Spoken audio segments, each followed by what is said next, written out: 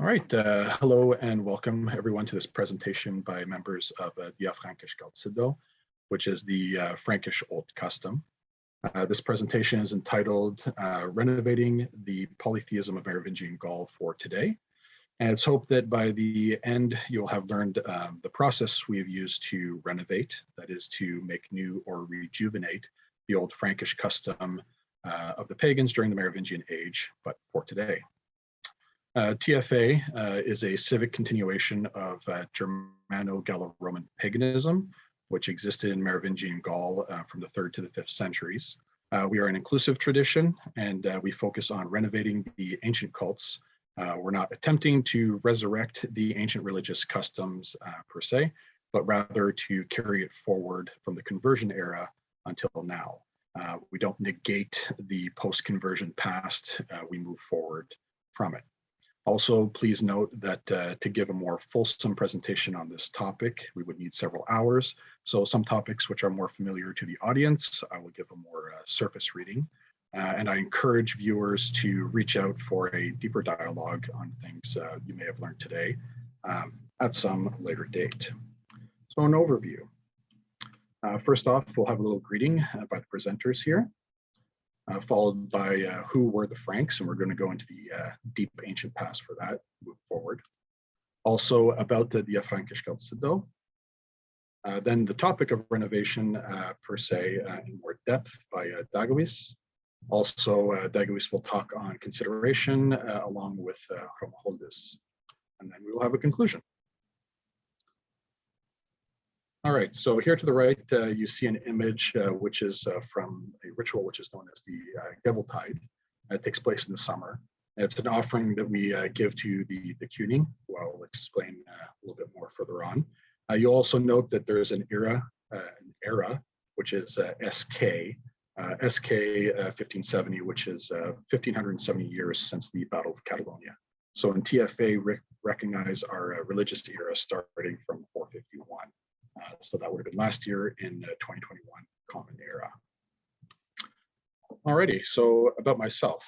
My Heathen, or my Frankish name is Ingruoda, and I'm the Siniskalk of TFA. I became a heathen in 2007, co-founded local kindred, Rentier Kindred in 2008. Started investigating Frankish Heathenry in 2009. In 2011, I co-founded with Austin Lawrence the Hail and Horn Gathering, which is up here in Ontario. I also began delving into and informally working towards the development of TFA in that same year. In 2016, I formalized TFA, and following that, also in 2020, with many other heathens up here in Canada, we established the Heathen Confederation of Canada, incorporated as a nonprofit, and I was elected the national representative of the HCC in 2021. And before continuing any further, I would like to give a land acknowledgement. So I acknowledge that I'm giving this presentation from unceded Anishinaabe territory here in Ontario, Canada, specifically the traditional lands of the member nations of the Algonquin Anishinaabe National Tribal Council, which include Kitigan Zibi Anishinaabe and also Pikwakanagan First Nation. Also personally to my own Anishinaabe ancestors through my maternal grandfather, who resided in the territory of Kitigan Zibi and Anishinaabe, including Lac Sainte Marie, which was pre-colonially known as Wawayish Kench. So they've been there since time immemorial. I'll now turn it over to Dagovis to give their greeting. Hello all, I am Dagovis, also known as Short Shorts Hero, a Thungian in the Frankisk Aldsido. I grew up myself vaguely Christian like most USers, dipping into some evangelicalism and all that fun stuff. But knowing that I was gay, that quickly changed. And after post-conversion or post-deconversion, stepped into neo-paganism and specifically ADF ritual work. After a bit of time in there, I started looking into Asatru and heathenry, specifically following Mark and Wodgar and Feared Sidu, as well as looking into Selgo Wiros's tradition that he was developing at that time, post 2010, I believe. Another dip into Christianity myself, didn't go so well, and fell back into looking towards the gods again with what's it called? Hellenism and Cultus Deorum, giving me a good background in piety work and ritual work. Finding myself back towards heathenry, Anglo-Saxon this time, looking at Skidbladnir and the Longship, then finding Tfa and doing the Farhallen, which is the yearly liturgy, and the year of the Franks, I call it myself, and finally joined Tfa. I think it was 2 years now, and enjoying the spirit of Tfa and the freedom and flexibility of practice. Also, another land recognition. I am in West Pennsylvania, which is in the ancestral lands of the Haudenosaunee, Lenape, Osage, and Shawnee peoples. I hope I said those correctly. Thank you. Thank you. I'll turn it over to, Sorry, go ahead. After you. Hi, I'm Hromaholdis. I grew up explicitly Catholic and began questioning my religious beliefs in my early teens. Went through a spiritual but not religious phase, and pursued eclectic paganism from an armchair for a while. Eventually, after a few years, I decided to just go for it, and I began culting Freya and Freyr. Over time, I just wasn't completely satisfied by being a Norse heathen and later by Anglo-Saxon heathenry. Part of my struggle was dealing with intense but temporary periods of being drawn to different gods. So I kind of shifted around a lot, but eventually I ran into some members of Tfa, most importantly, Eric Ingruoda, and I realized that Tfa satisfied my preference for heathenry as well as my love for Romanitas and desire to bring those two things together. Took me a little while to settle into Tfa and commit, because I think there's this desire in heathenry to forge your own path, do something unique. But eventually I joined and felt really comfortable. And now I'm starting to spread out a little bit and develop my own cultus within the framework of Tfa. I'm excited to be here. And I also wanted to make my land acknowledgement. I'm on the unceded land of the Himano Nation, and with some neighboring groups, the Tonkawa and the Lipan Apache nations. So I just want to recognize those before we begin. Wonderful, thank you.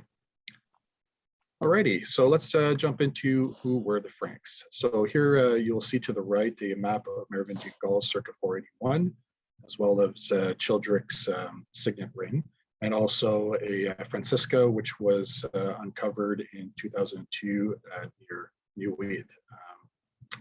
Yeah.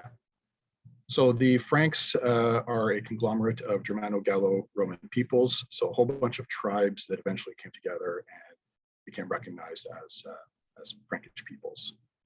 We also have from that certain tribes that were specifically the building blocks of the Merovingians. Those being the Saliens and the Ripurians. So then we have the Merovingians proper that were supplanted by the Carolingians. And now we have new Franks with us in Tfa. So to the right here, you'll see a map going back in the way distant past. To the north is the Germanic presence. That blue kind of swath in the middle is the Celtic maximum, which is more or less the Hallstatt and then Latane kind of area. And then the Roman presence. All of these layer on top of each other, and within that purple circle, we see kind of the oldest Frankish regions. So there's a lot of overlap. So the Germanic root obviously goes back to the Nordic Bronze Age from Scandinavia, various peoples migrating south. Then becoming more or less the offshoot of the Jastorf culture, which ran up against the Hallstatt culture, which was already quite present, and more of a quote unquote Celtic peoples. And there was a lot of mixing that happened there, clearly, from a technological perspective and so on. And then we have the Latine culture, or more specifically, the Gauls, who then, or at least in France and the like, who then ran up against the Romans and obviously had an important influence on Rome and vice versa. All right, so pre-Merovingian tribes. We know that there were specific peoples that were present during the Gallic Wars. Obviously, we have, sorry, skipping along here. We have the Usipetes and the Tegteri, who were Gaulish peoples, also pre-Franks. That were forced from their lands and across the Rhine. We have the Uberones, who revolted under Ambiorix. We also have a Treverian revolt under Indotimarus against the Roman Labienus. We then move into the Batavian revolt under Gaius Julius Civilis. The Batavians are also a building block people of the later Franks and Merovingians as well. They revolted in 69 to 70. A whole lot going on there. Then we have the crisis of the 3rd century. During the crisis of the 3rd century, there was a whole lot of shaking up that was happening in Western Europe. And we have a lot of Proto-Frankish and Frankish tribes that started permeating through the Roman lines and coming south. And eventually they became federati in the 4th century under Julian the Apostate, aka the philosopher. And the Franks were largely set up as a buffer client people, basically imperial bouncers, so to speak. All right, Salians and Ripurians. This map here is about circa 400 Common Era. So the Ripurians and the Salians were, before they were more distinguishable, they kind of hovered around the Weser and the Weser and the Elbe region, which is further north. And then one section of the Salians moved down into more of a Batavian type center there, where the purple is. And the Ripurians continued on to live along the Rhine and eventually ended up more or less in Cologne. They were involved in raiding, so raiding in across the border into Roman territories, also along the Channel and the coast. So basically, they were Vikings before being a Viking cool. The Salians that were in Batavia then were eventually pushed from their lands. We were told, I believe it was the Shamavi, who then ended up in Toxandria. And then there was this thing that happened, which was called the Battle of the Catalonian Fields. So the Huns started pushing into Western Europe, attacking many of the ciudates, the various cities in and around the area. Flavius Aetius was a Roman commander at the time, called up federated tribes, peoples, and used them for the defense against the Huns. Of note, there were Franks on both sides of the skirmish, so obviously, quite opportunistic, and still had some of that Frankish raidingness in them, one would imagine. The Ripurians, as I mentioned, they entered into Colonia Agripiensis, or Cologne, settling in the lands of the Ubi, as the Ubi were pushed off earlier by the Suebi. This is also where some proto-dynasties, such as that of Sigurd the Lame, Ragnachar, Rickared, and so on, were establishing themselves in opposition, more or less, to Salians. All right, so then we get to the Merovingians. All right, we have Merovich I, who was the eponymous founder, if you will, of the Merovingian dynasty, at least retroactively. His father was Clodio, and or the Biste Neptuni Kinotari Similis, that is the sea beast in the form of a five-horned bull. This is according to Fredegar and the Chronicles of Fredegar. And this is probably where the the belief of the Merovingian kings having some type of divinity there too is from. He was most likely adopted into the house of Flavius Aetius after Clodio was defeated prior to the Battle of the Carolingian fields, but he was defeated by Aetius nonetheless. So Merovich more likely came up into his house. And this is probably also where a strong line of Romanitas started to enter into the Merovingian Frankish line. He was succeeded by his son Childeric I of great fame. Childeric's tomb was discovered, I believe it was in the 17th century, which had a lot of riches therein, and also a horse burial of approximately 20-something horses were buried, probably as part of the funerary rite. It's believed that this was the entire stable of Childeric that was sacrificed upon his death. So pretty big.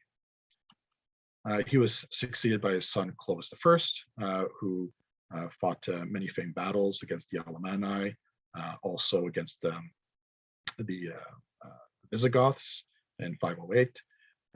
Some speculate that he converted either in 496 after Tolbiac, but others speculate that it was after 508, so after the defeat of Alaric II. For various reasons I won't get into right now, for TFA, we hold that the conversion date was most likely 508. He went on to defeat the Ripurian dynasties or dynastic lineages, and that's when Merovingian domination happened within the region. Upon his death, his kingdom was divided amongst his four sons, which were Theodoric, Clodomir, Childebert, and Clotaire. So here on the map to the right, you see Austrasia, and that is pretty much the old Frankish territories. And then we have Neustria, which is the former kingdom of Soissons. The kingdom of Soissons was the last West Roman outpost after the decline of Rome.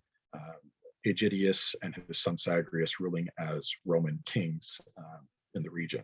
Once Clovis defeated Sagrius, Clovis effectively became the last Roman governor, if you will, of Western Rome. And we also have Burgundia and Aquitaine. All right, then we have the rise of the Carolingians. So the Pippinids and the Arnulflings, which were two powerful houses that existed in Merovingian Gaul at the time, headed by Arnulf of Metz and Pippin of Herstal. These two families were united together with Arnulf's son Ansegeisel and Pippin's daughter Bega. They got together, fused their houses, and eventually under Pippin's son Charles Martel, all of the kingdoms had Carolingians, or soon to be Carolingians, that family at least, installed as mayors of the palace.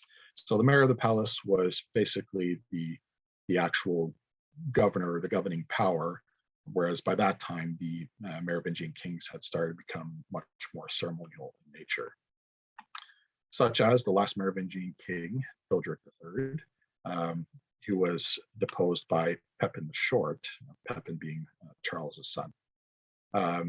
Pepin went to visit Pope Zachary in 751, asking Pope Zachary if, and this is paraphrasing, if it should not be the actual rulers or the power behind the throne, who should be the king. And so Pope Zachary, needing the various supports of the Franks, acquiesced and made Pepin the king. And that began the actual Carolingian dynasty. Well, Pepin was succeeded by his sons Charles and Carloman. Upon the death of Carloman, Charles became the sole ruler of Francia, and what we see here is the Carolingian Empire. In the year 800, very much similar to Pepin previously, Charlemagne, who had entered into Lombardy, sought the support of Pope Leo, and Pope Leo was seeking Frankish support. In the end, Charles was crowned the Holy Roman Emperor, and in the year 800 established the Holy Roman Empire, becoming the emperor. And upon his death, once again, Francia, or the Holy Roman Empire, was divided once again amongst his three sons, Louis II, Charles II, and Lothar. All right, well, now we have the new Franks and Tfa. So here you'll see the administrative or religiously administrative divisions of Tfa, which are set up as hundreds. I'll talk a bit more about that later, exactly how that works. But we have the Octavian hundred, we have Noviocauna as well. And I'll actually just press the button here. So Altavia was established in December 2016, Caucasia in January 2017, Luzernia in October 2017, Bitburgia in July 2018, and Noviocauna in May 2020. Just want to note that these are, again, they're religious administrative territories. So just kind of how we figure out our cults and how we localize and regionalize our practices, and so on. All right, so about Tfa. We'll go over how it all began, the Allodium Francorum, historical authors and actors, the Regnum Francorum Novum, or the RFN more closely, our liturgical year, the Valhallan, and our scriptural tradition. To the right here, you'll see an image of my Hromaholdis, which is basically my household altar. In the back is an icon of the Franks joining as Federate, which was created by Salgueiros Carintignos and was given to me as a gift. There's also various offerings there, food offerings, wine, coins, and the like. All right, how it all began. So here on the right, we have the Declaration of Reversion, which I'll get to in a second. But how it all kind of began was when I started investigating which forms of heathenry I was going to be following. I started moving away from Nordic and Anglo-Saxon heathenry for various reasons. For one, being French-Canadian, I didn't see a lot of French representation in heathenry. And for my own purposes, I started investigating France. And that's when I stumbled upon the Franks and so on, and the rest is history. Clearly, there was a strong vein, at least I feel, of Francophobia in certain strains of heathenry that were a lot more Anglo-centric. And I wanted to make a space where the Franks and French could be something that is valued. I then started rediscovering the Frankish heathen past. I say rediscovering. I read a bunch of papers, let's put it that way, and books. But I noticed that there was a very strong pagan past pre-conversion amongst the Franks, largely centering around tree cults, venerations of stones, rivers, also certain feasts at sacred sites, temples. And this is when I worked on developing my own Frankish version of tree cultus, and also a form of offering known as wirskap, which is a sacrificial meal between the offerer and the gods. It's based on the Apulum Jovi, but it's also supported by the Second Council of Arles, the sermons of Caesarius of Arles, basically saying don't eat food at pagan sites. So that's exactly what I started doing. In 2015, I had an experience, hierophany of divine Ing, or Ingruoda, otherwise known as Maroing, which kind of really urged me towards formalizing Tfa. I then penned what you see here as the Declaration of Reversion and sent it to the Summus Pontifex, or the Pope in Rome. So in other words, it's in Latin here, but it basically says, hey, we're Franks, we're heathens, we're here, and we're going to do our thing. Obviously, I did not get a response from the Pope, and nor do we need one. It was really a way of just formalizing our tradition. And I mean, a lot of people write letters to the Pope, so it is what it is. And that's also where I established my local cultus centered around Civitas Antiorum, or the city of Ottawa. And through the following years, there was a lot of formalization that was happening, developing cultus, kind of a lot of research. And we started working on liturgical works, which I'll get into later, such as the Parhalan, our yearly calendar, our offering schedule, and so on. All right, so the Allodium Francorum. So this is the well from which in TFA we largely dip from. To the left here, you have Gaulish and Germanic tribes, which all in some way, shape, or form got rolled into the Franks. We also have Merovingian Gaul, so the various territories there. Also Carolingian territories soon after. And we also look to our own local landscape, local places of significance that we can then roll into our own practice. So, you know, there's a broad spectrum of where we draw the little tidbits that we stitch together. And this is largely what it looks like. For note, allodium means the entire inheritance and Francorum of the Franks. So it's everything that was left over by the Franks or those who came before them, which we now use. There are certain historical authors and actors of note. So these are the resources, source material, more specifically, that we use to build from. They're broken up into three periods. So we have a Roman, a Merovingian, Carolingian period.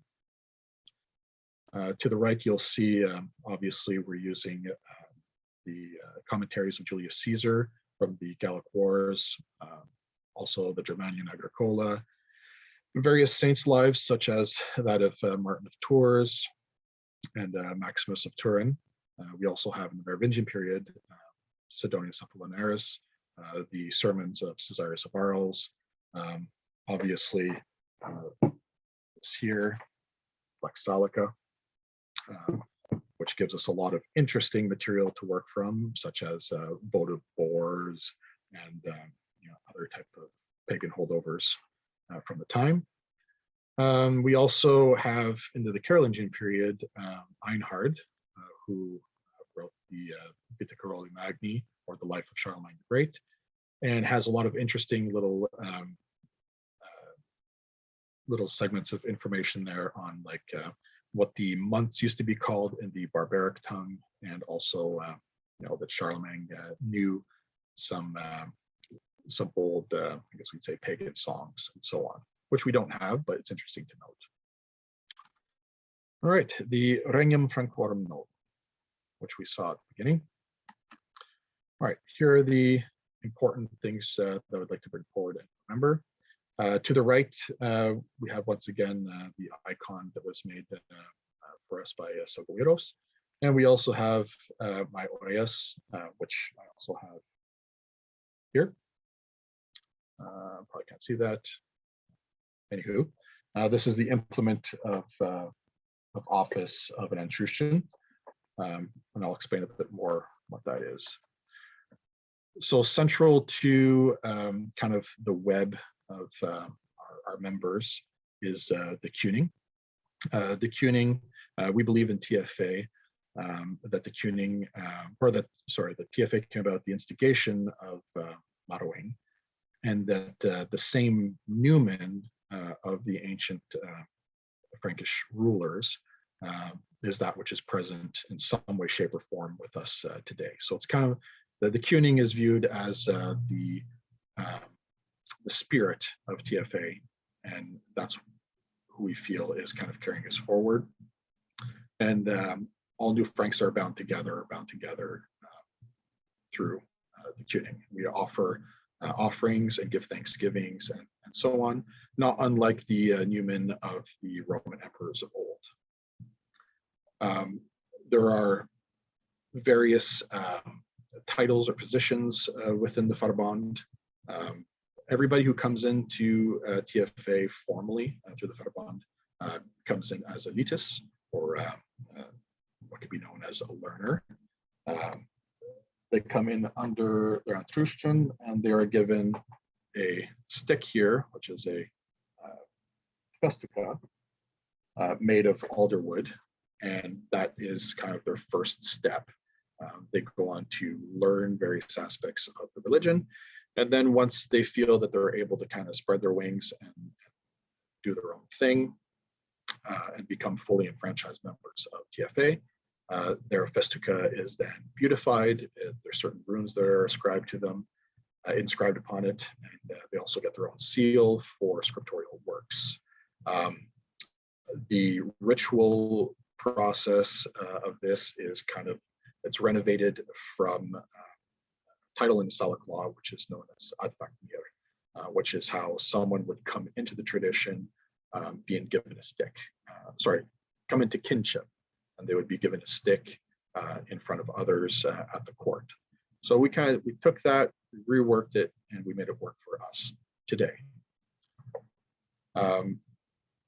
The Antrustians, in an older past, more historical Frankish past, the Antrustians were kind of the personal retinue of the king.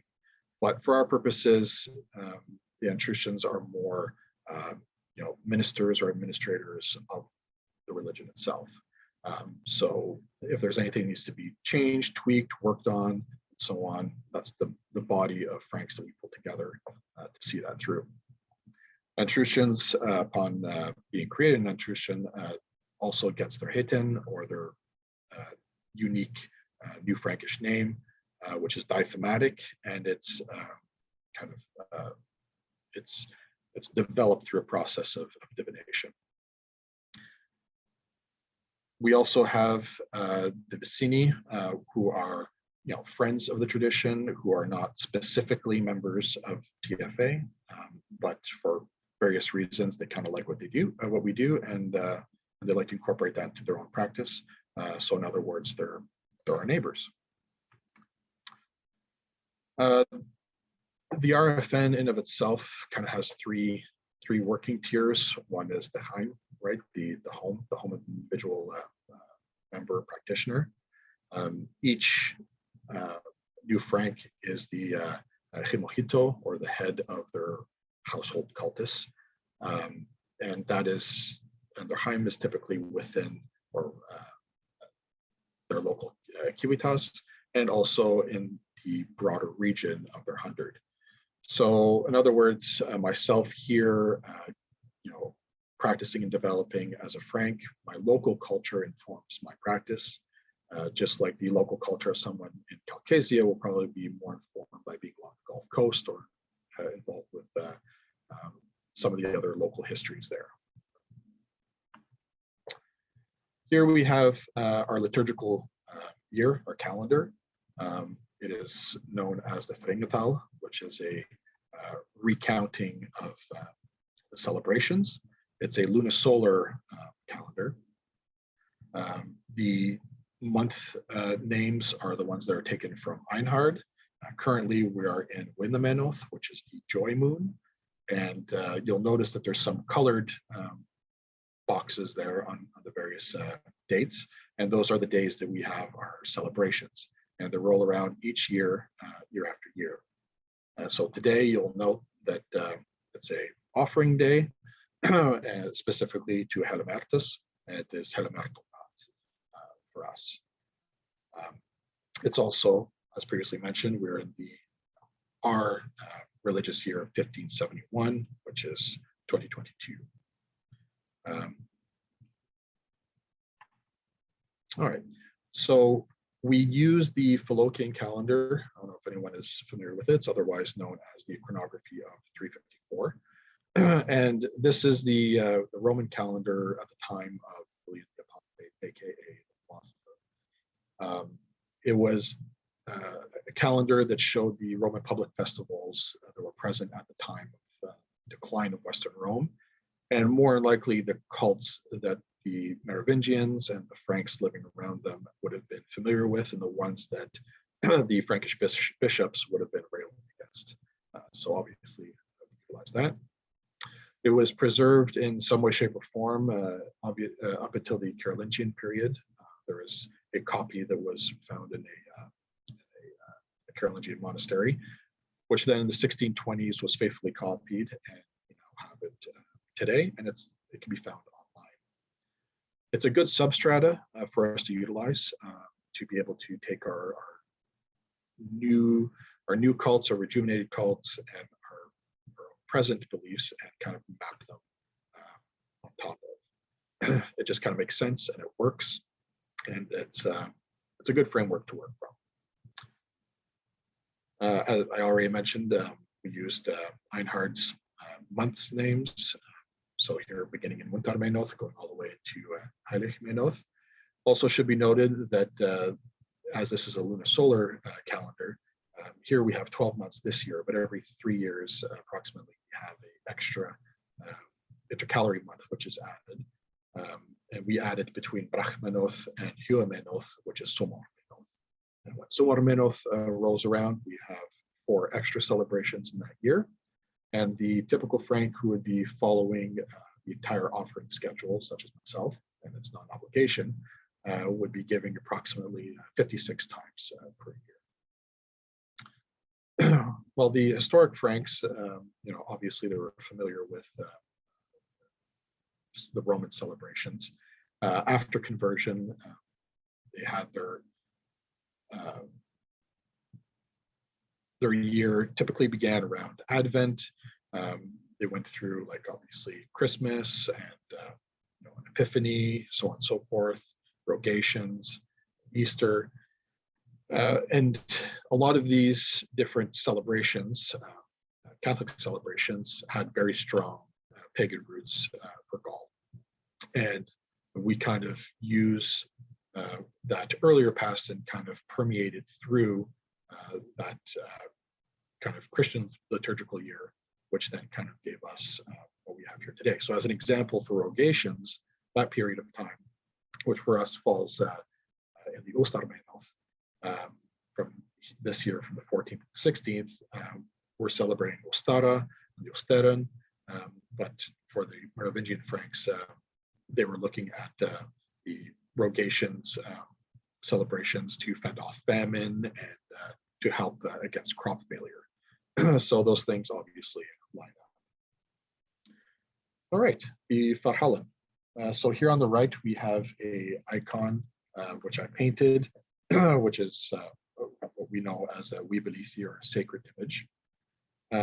This is demonstrating, so first off, anybody who is familiar with the Farhallen is a new Frank will look at this and know exactly what everything means. But for everyone else, they would not know.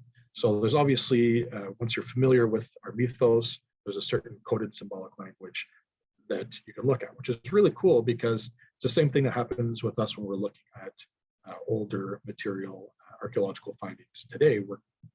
We weren't of that culture, so we don't know what it meant. Thankfully, now with our own new Frankish culture, which is developing, we have the same thing. So here we have Twisco, who is atop of the Erthenmond, or the earthen mound. We have Erta within, who has been struck by a spear known as Akar that was hurled by Ewa. And around we have trees with apples, the Wundoraplis, and up top we have a Ingrun in the middle, and various people in a offering pose, which speaks to us that all of this came forward at the instigation of Maroing. So the sacred mythos of Tfa is really built upon all the different tidbits that we could find throughout the Allodium Praecorum, and through a period of inspired writing, and obviously calling upon the muse, we were able to kind of work all that together into one narrative, which I have a copy of here by background filter, so it's hard to see. And when someone follows the Farhallen, there are ancient myths, ancient Frankish myths, and Gaulish myths and Germanic myths that kind of start moving through the surface and they coalesce and concretize into our own mythos. Anybody who is familiar with Western society, Western Roman society, or Western European society would know that there were kind of three main currents of cultus or cycles. There was a martial cycle throughout the year, a mercantile one, and an agrarian one. So for us, anyone who is, following our same liturgical year, they may be more drawn towards following the martial cycle, or if you're into finance or trade, what have you, might be the mercantile one. And also if you are to farming or growing a little vegetable garden, it might be the agrarian cycle. And ancient pagan peoples were more cyclical in nature in their understanding of time, mythic time. It was not lineal as what came with later Christianity and more of a millennial type of understanding. The past informed the present and so on into a cycle. Everything around us is renewed. There's discernible patterns. People are born, they die, yet their fame endure, and so on and so forth. So we understand the Verhalen as being a cyclical narration, sacred narrative, which continuously kind of goes on from year to year. We also have a scriptorial tradition, Tfa. Here we have to the left a sample charter, which is Hromaholdis' charter upon becoming Union. We've continued a Merovingian style of administration to some degree, however useful it is today, who they had continued on from the Romans beforehand.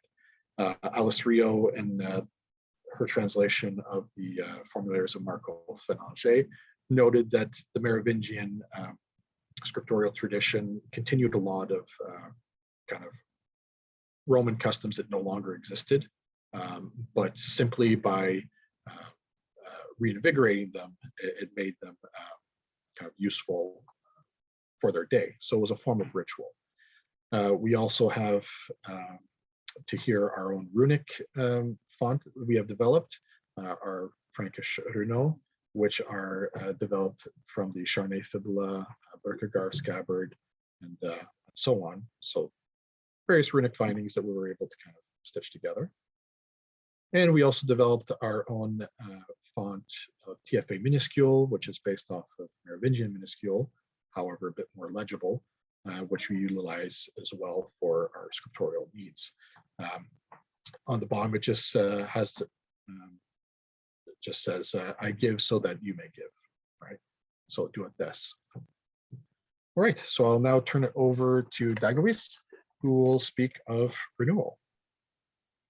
All right, if you'll click that and let it go. So we're going to be talking about renewal, a strong component of the Tfa tradition, going over a few areas of the topic and how we can use it for a tool we call in our tradition consideration.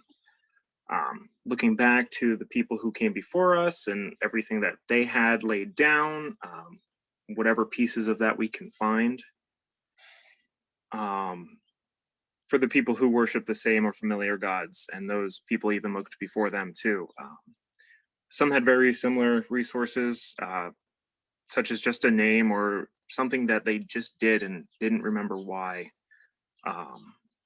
And with innovation, looking into the sources we have to develop new cults to the gods we love, and even establish familiar cults to gods not in our practice.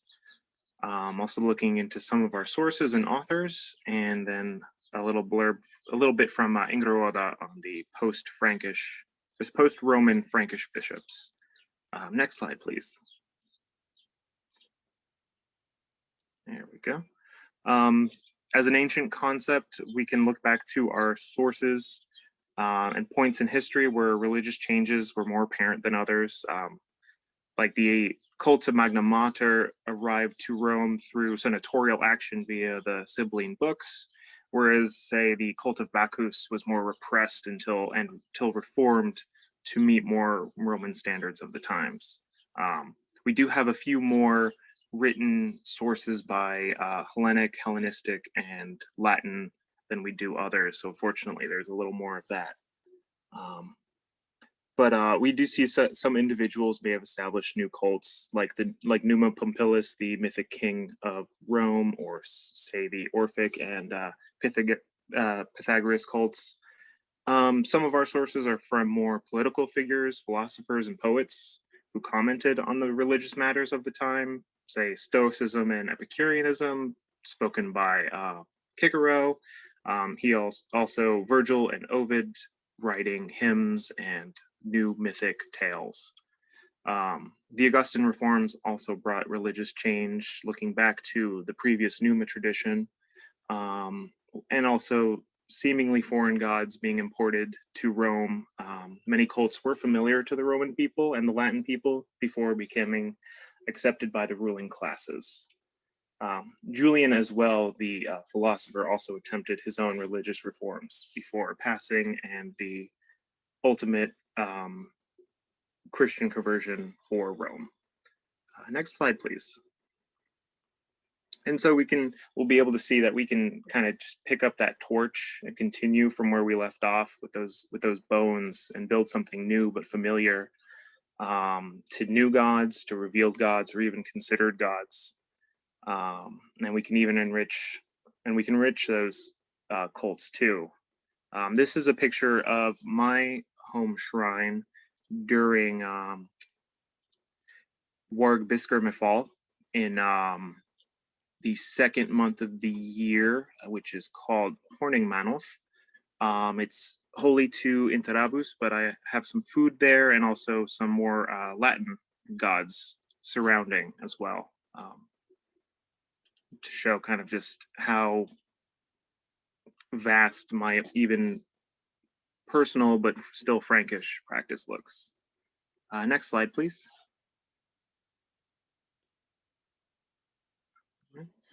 And then within the freedom of innovation, which becomes part of it, we're able to use these variety of sources from different periods and regions.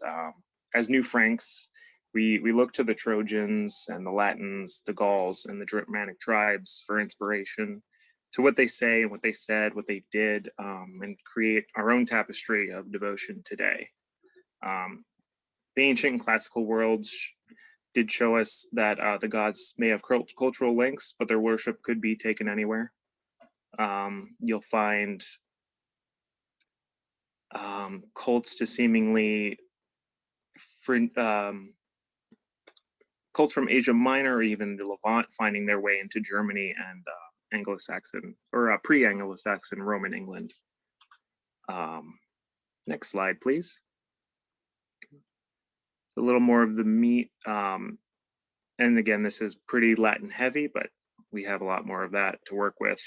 In pre-classical Rome, the mythic king Numa was said to have established ancient Roman rituals and mores, like the cults of Janus and Terminus, the priesthoods, specifically the Salian priesthood to Mars and the Vestal Virgins. And according to Livy, the nymph Egeria dictated these rituals to Numa, and then he was said to have burned those books when he died in his pyre. Augustus looked back to the mythic tradition as well, establishing new cults and renewing ancient cults, specifically the imperial cult, if you know about that. But also rebuilding ruined temples. He saw this as his duty to bring back the glory of Rome for what we would now call the Pax Romana. Some of those temples are to more not seemingly Latin gods like Apollo and Magna Mater, but also to ones that like Ceres, who may have fallen out of favor, and bringing those certain gods back to the forefront. Emperor Julian also attempted during his Hellenistic pagan reform and wrote a lot. He sent a lot of letters looking to philosophers, working with Sallustius, who wrote on the world and the gods. And so we can just kind of look at all of these figures before us and these writings and see, like, this is where things worked, this is where they didn't, and kind of bring those into our new cults for the gods that we adore. Next slide, please. And so ultimately all into what we call consideration, looking to our sources, our experiences, and even our thoughts and inspirations to build our modern cults to our gods. We're kind of just starting with bones and scraps, and we have the ability and inspiration of those who participated in those rituals before us to build them as we need. Some of our cults start exactly with just a name, and we just kind of build that up, or take things, or we see things and graft it straight into our own tradition. But also, this gives us a chance to look at written word, as we are just kind of now people of written word instead of oral storytelling people. And so maybe we should just kind of make it work for us, and be wary of its downfalls. Next slide, please. Here are just some sources of the religious and philosophical thinkers that we look back to, like Homer and Hesiod and their writings, to the newer Virgil and Ovid, who took the old stuff and reformed it for Roman readers, and even going up into Julian and Seleucus and that late Roman view. Next slide. I think that's yours.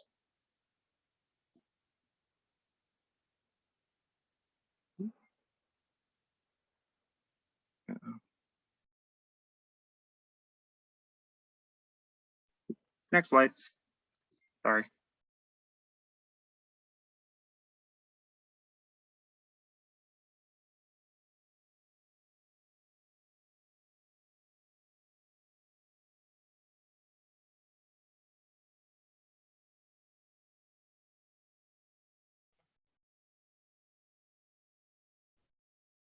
I think I may have lost Dagovis. Hello? I think am I still here? Oh, yeah, we can hear you. Okay, Go yeah, ahead. just next slide, sorry.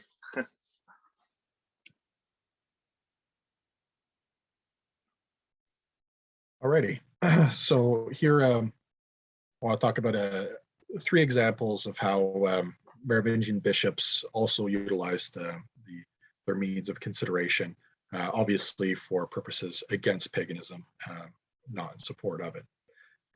So we have the example of Gregory of Tours, who, speaking basically for Clotilde, was Clovis's wife, gives a description of our gods. So Gregory of Tours, who was about in 6th century northwest central France, goes on to say in part that according to Clotilde, the gods were nothing but stone, wood, or some metal.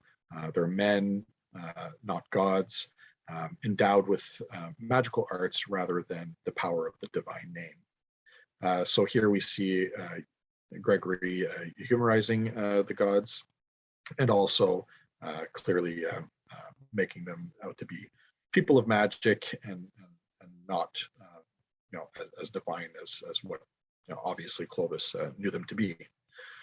We also have the same with Amandus of Maastricht, who in the late 6th to early 7th century quoted that the people of Ghent were ensnared in a devil's net, offering worship to trees, pieces of wood, instead of to the Christian God. They built shrines and adored idols. We also have Saint Eligius and his prescriptions against worship at pagan sites, naming Neptune, Orcus, Diana, Minerva, and other local spirits as demons, and chastised Christians for visiting temples, stones, springs, trees, crossroads for the purpose of burning candles or placing offerings there. So what we get from that is that the same struggles that we're having today as modern pagans to try and bring the past into a productive future is the same struggles that a lot of these early bishops were having, trying to bring forward Christianity, which was going against the grain from the older established traditions. So we're not that dissimilar, and the processes that we're utilizing are largely the same. But what we're doing here for TFA is we're taking we're not negating any of that Christian period. We're continuing therefrom. So by taking the words of Gregory, Amandus, Saint Eligius, and many others, we can be somewhat thankful that they preserved that, that those bits of history and some knowledge about those cults, because we can just immediately reapply them today. So that's what we have there. All right, Dagovis with some Tfa examples. All right. First one of our examples is Interabus, a god known to the Treveri, whose name, according to Del Mar, means between the rivers. Those might have been the Elbe and the Meuse, but we can certainly take that into any region we live and honor Interabus locally. Though rarely interpreted, some inscriptions call him Mars Interabus, and in one Mithraeum in Alsace, he's connected to Mithras even. In Tfa, his cult is influenced by Hercules Megasanus. We recognize him as the deified Antenor, Priam's counselor from Troy. According to the Liber Historiae Francorum, Priam and Antenor traveled west to found the new city near the Black Sea before reaching the Rhine. And then next is Ostara, or Ostra. A name, kind of just a name found in Germanic sources, specifically the Vita Caroli Magni for the month of Ostermanoth, similar to Bede in his Old English sources. And her modern cult in the Tfa is influenced by the Romano-Gaulish Matronae and Matres cults, and other popular Eastern modern goddesses, Magna Mater, and other solar goddesses like Suna and Aurora. And also following the solar goddesses, she has a younger god as a consort too. And next is Roma. So And to Romulfa, Hromaholdis. yes. So Romulfa is a reconstructed goddess who is a Frankish interpretatio of Lupa Capitolina, or the Roman she-wolf. And before I even developed my understanding of Romulfa cultus, I fleshed out the idea of Lupa as a goddess and developed an understanding of her based on traits from Rumina, Faunus Lupercus, Roma Eterna, Sylvanus, Victoria, Mars, and Juno, among others. And from that, I built the Frankish interpretatio upon those traits, but also Frankish understandings of glory, kingship, and importantly, decentralized Romanitas. With Romulfa, on a tip from Ingruoda, I looked at parallels between Romulus and Remus and the story of Theuderic and Theudebert, who were two warring brothers. And a bishop told Theuderic, who was in the process of trying to kill his brother, that there was a fable about a wolf who goes up a hill with his cubs, and when they start to hunt, he calls them to him and says, "As far as your eyes can see and in what direction, you have no friends except a few who are from your own family, so finish what you have begun." That passage almost sounds like he's telling him not to go after Theudebert, but it's actually the opposite, because Theuderic believed that he and Theudebert were not truly brothers. The interesting thing about that story is that it shows the idea of the wolf as an agent of action, mediating kinship. I think it ties in that struggle between Theuderic and Theudebert into the goal of achieving kingship. So though that story gave a lot of context to understanding Romulfa and what culting her might look like. I think she has to do with glory and vitality and victory and those other aspects. How can my development of Romulfa cultus provide insight to Gaulish practitioners or other polytheists? Well, for one thing, I looked a lot at decentralized Romanitas, as I said, and Romanitas is something that is, potent throughout the region. So if you're interested in bringing Romanitas into your own Gaulish practice. That is one way you can look at it. My development of this cultus also shows how we can use sources that we do have in a more inter alia way to reconstruct gods. So really with Rumina and Roma and others, I am looking at overlap and what in Thia Frankisk Aldsido we call, continuum, those sort of porosities of identity that link different gods together, which is not to be confused with archetypalism, but I think that detail can be carried forward in the development of other cults. Next slide, please.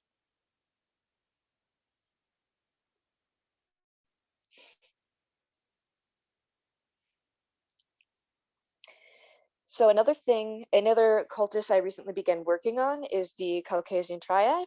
I am the Thungian, or essentially minister or administrator of the Caucasian 100, which maps roughly onto the US Gulf Coast. I have been looking for a way to regionalize my practice for a while because it's an unfamiliar environment for me. I'm not from this area at all. And eventually I noticed the patterns of holy triads and wanted to build my own.